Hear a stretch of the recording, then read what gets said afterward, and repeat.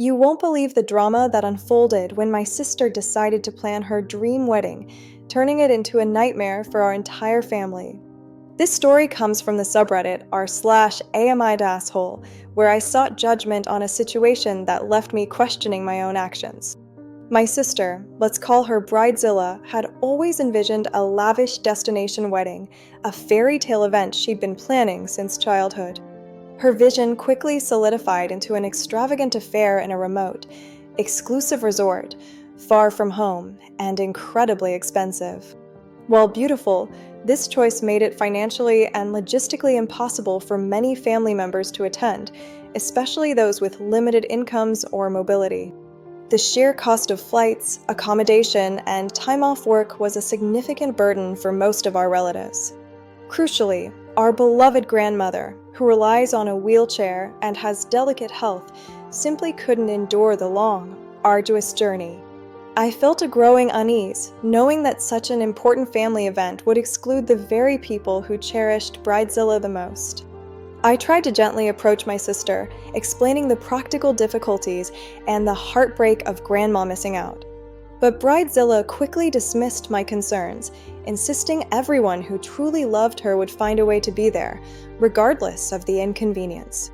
She accused me of being negative and trying to ruin her perfect day, completely unwilling to compromise or even listen. Feeling helpless and heartbroken for our grandmother, an idea began to form in my mind, a way to ensure she felt celebrated. I decided to organize a small, local celebration for Grandma and other family members who couldn't make the trip. It was meant to be a loving gesture, a way for everyone to celebrate her marriage without the impossible demands of the destination wedding. I quietly reached out to aunts, uncles, and cousins, explaining my plan, and the response was overwhelmingly positive. Everyone agreed it was a wonderful idea, a thoughtful way to include those who would otherwise be left out. We planned a lovely afternoon tea at a local venue, complete with a small cake and decorations, all within a modest budget. The plan was to keep it a surprise from Bridezilla, to avoid any unnecessary drama before her big day. When I told Grandma about our little celebration, her face lit up with pure joy, a sight that instantly validated my decision. However, secrets rarely stay secret in our family, and Bridezilla inevitably found out about the local gathering. Her reaction was explosive. I received a furious phone call, filled with accusations and outrage. She screamed that I was trying to steal her thunder, undermine her wedding, and make her look bad in front of her future in-laws. I tried to explain it was purely out of love for Grandma, but she was beyond reasoning, convinced of my malicious intent. The days leading up to the weddings were tense, with family members caught in the middle, unsure how to navigate the conflict. Finally, the day of Bridezilla's destination wedding arrived, a grand event that felt strangely empty.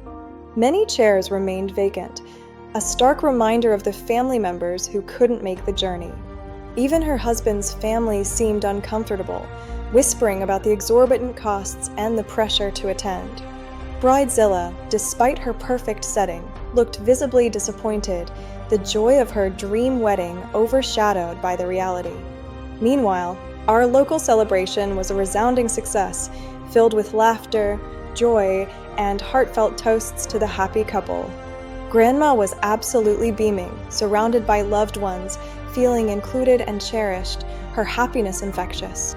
The atmosphere was one of genuine warmth and connection, a true celebration of family and love.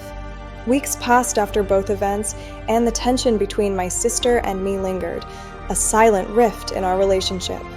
Then, unexpectedly, I received a call from Bridezilla, her voice softer than I had heard it in months. She wanted to talk, to finally discuss everything that had happened, without the anger and accusations.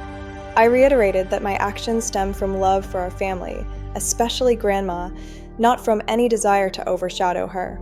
I explained that a wedding is about uniting families, and her choices had inadvertently pushed some away. There was a long silence, and then, to my surprise, Bridezilla admitted her focus on perfection had blinded her to what truly mattered.